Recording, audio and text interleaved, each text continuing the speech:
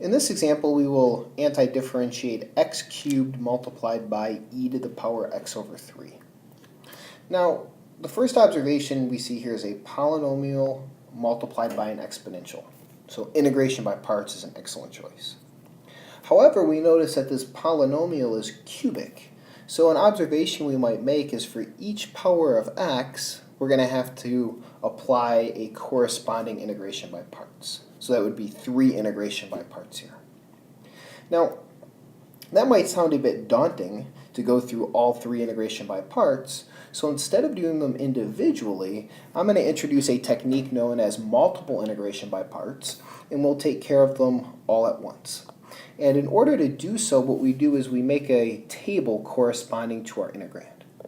So we're going to have a first column in the table, which is going to correspond to a sign, and we'll see how we take this into account in a moment.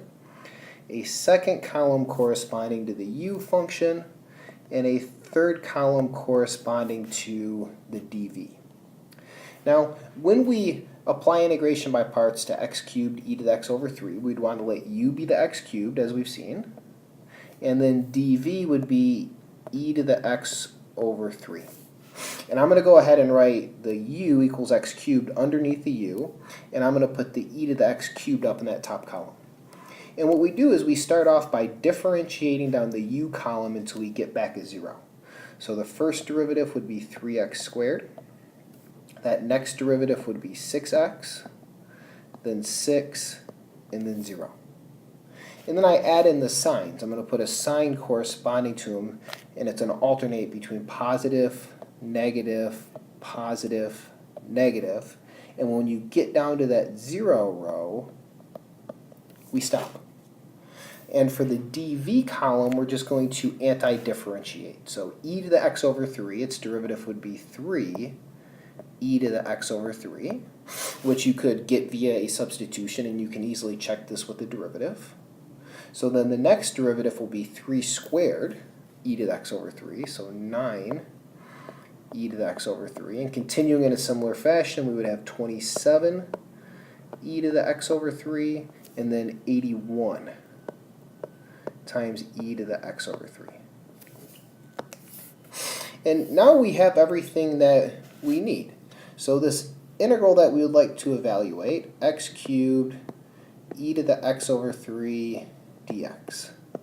What we are going to do is multiply the corresponding entries in the table, and then we're going to combine them with the sign that we have in front of that row. So the first row gives us a plus sign, and then x cubed times 3e to the x over 3.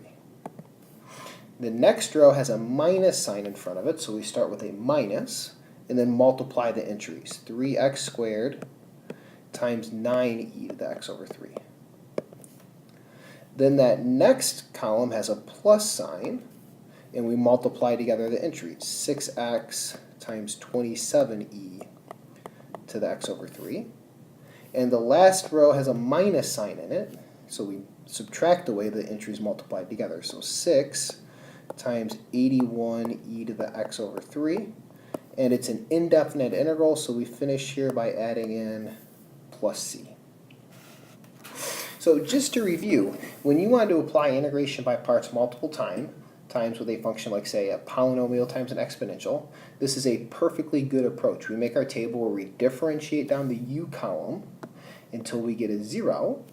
We put the dv entry up in the top row, and then we anti-differentiate all the way down to where we know to stop, and then we combine these by taking the product in each row and combining them appropriately with the pattern plus minus plus minus.